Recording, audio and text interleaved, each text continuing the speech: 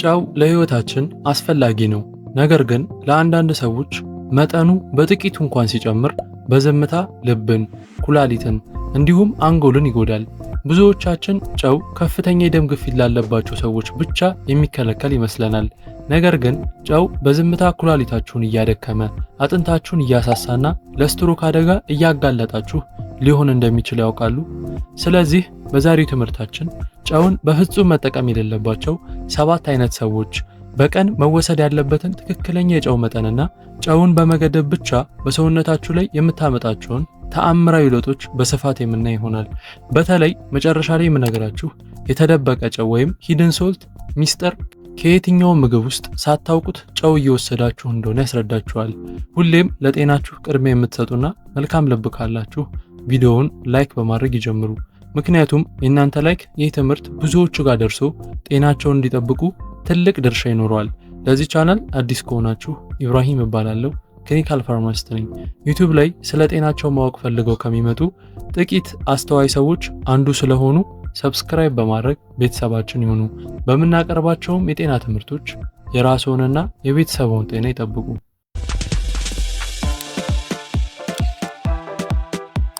ጨው ማስወገድ ያለባቸው ወይም በጥብቅ መገደብ ያለባቸው ሰዎች፣ አንደኛ ከፍተኛ የደም ግፊት ያለባቸው ሰዎች። ጨው ሰውነታችን ፈሳሽ እንዲያቁር ያደርጋል። ይህም የደም መጠን እንዲጨምርና በደም ስሮች ውስጥ ያለው ግፊት ከፍ እንዲል ያደርጋል። ከፍተኛ የደም ግፊት ባለባቸው ሰዎች ላይ ትርፍ ጨው ግፊቱን ይበልጥ እንዲባባስ በማድረግ ለልብ ድካምና ለስትሮክ የመጋለጥ ዕድልን በቀጥታ ይጨምራል። ለጨው ስሜታዊ ለሆኑ ሰዎች መደበኛ የሚባለው የጨው መጠን እንኳ ከፍተኛ ሊሆንባቸው ይችላል። ሁለተኛ የኩላሊት ህመም ወይም ደካማ የኩላሊት ስራ ያላቸው ሰዎች። ኩላሊት በሰውነት ውስጥ ያለውን የሶዲየም መጠን የማመጣጠን ኃላፊነት አለበት። የኩላሊት ስራ ሲዳከም ትርፍ ጨው በአግባቡ ከሰውነት ሊወገድ አይችልም። ይህም በሰውነት ውስጥ ፈሳሽ እንዲጠራቀም፣ እብጠት እንዲፈጠር፣ የደም ግፊት እንዲጨምርና ኩላሊቱ በፈጣኑ እንዲጎዳ ያደርጋል። ለእነዚህ ሰዎች ጨው መቀነስ አማራጭ ሳይሆን ግዴታ ነው። ሶስተኛ የልብ ድካም ወይም ደካማ የልብ ስራ ያላቸው ሰዎች። ከመጠን ያለፈ ጨው በሰውነትና በሳንባ ውስጥ ፈሳሽ እንዲከማች ስለሚያደርግ ቀድሞውኑ የደከመው ልብ ላይ ተጨማሪ የስራ ጫና ይፈጥራል። ይህ የትንፋሽ ማጠርን፣ የእግር እብጠትን እንዲሁም ድካምን ያባብሳል። አልፎ ተርፎም ሆስፒታል እስከ መተኛት ሊያደርስ ይችላል። አራተኛ የጉበት ህመም ያለባቸው ሰዎች፣ በተለይ ሲሮሲስ። በጉበት ህመም ወቅት ጨው በሰውነት ውስጥ ፈሳሽ እንዲከማችና በሆድ አካባቢ እብጠት ወይም አሳይተስ እንዲፈጠር ያደርጋል። የተጎዳ ጉበት የፈሳሽ ሚዛንን በአግባቡ መቆጣጠር ስለማይችል ከመጠን ያለፈ ሶዲየም ምልክቶቹንና ተያያዥ ችግሮችን በፍጥነት ያባብሳል። አምስተኛ የስትሮክ ታሪክ ያላቸው ሰዎች።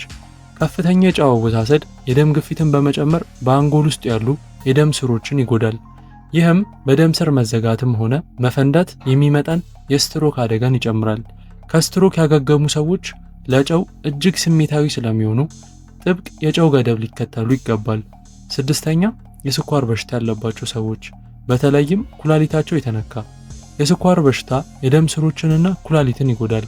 ትርፍ ጨው የደም ግፊትን በማባባስ በስኳር ምክንያት የሚመጣን የኩላሊት ጉዳትን ያፋጥነዋል። ጨው መቀነስ የስኳር ታካሚዎችን ኩላሊትና የልብ ጤና ለመጠበቅ ይረዳል። ሰባተኛ የሰውነት እብጠት ወይም ኢደማ ያለባቸው ሰዎች፣ በእግር በእጅ ወይም በፊት ላይ ተደጋጋሚ እብጠት ካለቡ ከመጠን ያለፈ ጨው ዋነኛው ምክንያት ሊሆን ይችላል። ጨው ሰውነት ፈሳሽ እንዲይዝ ስለሚያደርግ እብጠትንና ምቾት ማጣትን ይጨምራል። ስምንተኛ የተወሰኑ የሆርሞን መዛባቶች ያሉባቸው ሰዎች፣ እንደ ሃይፐርአልዶስትሮኒዝም ያሉ የጤና ሁኔታዎች ሰውነታችን ሶዲየምን ከልክ በላይ እንዲያቁር ያደርጋሉ። በእነዚህ አጋጣሚዎች ጨውን መውሰድ የማዕድናትን፣ ኤሌክትሮላይትን ሚዛንና የደም ግፊትን ቁጥጥርን ይበልጥ ያዛባል። ዘጠነኛ አረጋውያን፣ ከእድሜ ጋር የተያያዘ ስሜታዊነት። ሰዎች እድሜያቸው እየገፉ ሲሄድ የኩላሊት የማጣራት ብቃት በተፈጥሮ ይቀንሳል። በዚህም ምክንያት አረጋውያን ምንም እንኳ የታወቀ በሽታ ባይኖርባቸውም ጨው በደም ግፊታቸውና በፈሳሽ ሚዛናቸው ላይ ለሚያመጣው ተጽዕኖ ይበልጥ ስሜታዊ ናቸው። አስረኛ አብዛኛውን ጊዜ የተቀነባበሩ ወይም የታሸጉ ምግቦችን የሚመገቡ። የታሸጉ ምግቦች በውስጣቸው የተደበቀ ጨውን ይዛሉ። በእነዚህ ምግቦች ላይ ተጨማሪ ጨው መጨመር የሶዲየም መጠንን ከአስተማማኝ ገደብ በላይ በቀላሉ እንዲያልፍ ያደርገዋል። ይህም በወጣቶች ላይም እንኳን ሳይቀር ለልብና ለኩላሊት ህመም ስጋት ይዳርጋል። ለጨው ስሜታዊ መሆኑን የሚያሳዩ ምልክቶችን ስናይ የደም ግፊት መጨመር፣ ጨዋማ ምግብ ከተመገቡ በኋላ የሚመጣ ራስ ምታት፣ በእግር ወይም በፊት ላይ የሚታይ እብጠት፣ ከፍተኛ የውሃ ጥም፣ ማታ ማታ በተደጋጋሚ ለሽንት መነሳት፣ የድካም ስሜት ወይም የሐሳብ መበታተን። እነዚህ ምልክቶች የጨው አወሳሰዶ ለሰውነቱ ከሚገባው በላይ መሆኑን የሚጠቁሙ ቀዳሚ ማስጠንቀቂያዎች ናቸው። አስፈላጊ መያዝ ያለባቸውን ነጥብ ስናይ ጨው መርዝ አይደለም። ሶዲየም ለነርቭ መልእክት ልውውጥ፣ ለጡንቻዎች መኮማተርና ለፈሳሽ ሚዛን እጅግ አስፈላጊ ነው። አደጋው የሚመጣው ከሚከተሉት ነገሮች ነው። ከመጠን ያለፈ መጠን፣ ተደጋጋሚ አጠቃቀም፣ በተቀነባበሩ ምግቦች ውስጥ የሚገኝ የተደበቀ ሶዲየም። አብዛኛው ሰው ሰውነቱ ከሚያስፈልገው በላይ ከ2 እስከ 3 እጥፍ የሚበልጥ ጨውን ይመገባል። ጨውን በአስተማማኝ ሁኔታ ለመጠቀም የተቀነባበሩና የታሸጉ ምግቦችን ይቀንሱ። ጨው ከመጨመረው በፊት የምግቡን ጣዕም ይቅመሱ። ለጣዕም ቅመማ ቅመሞችን፣ እጽዋትን፣ ሎሚን፣ ነጭ ሽንኩርትንና ቆምጣጤን ይጠቀሙ። ሁልጊዜም ትኩስና ተፈጥሯዊ ምግቦችን ይምረጡ። ከላይ የተጠቀሱት የጤና ሁኔታዎች ካለቦ የሐኪሞን ምክር ይከተሉ። ጨው አደገኛ የሚሆነው ስላለ ሳይሆን አጠቃቀሙ ከመጠን ሲያልፍ ነው። ለአንዳንድ ሰዎች ጨው በዝምታ ግፊትን ይጨምራል፣ ኩላሊትን ያደክማል፣ እንዲሁም ልብን ያዝላል። ሰውነቱ ጨውን ምን ያህል እንደሚችል ማወቅና ገደቡን ማክበር ለረጅም ጊዜ ጤና ከሚወሰዱ ቀላል ነገር ግን እጅግ ጠቃሚ እርምጃዎች አንዱ ነው።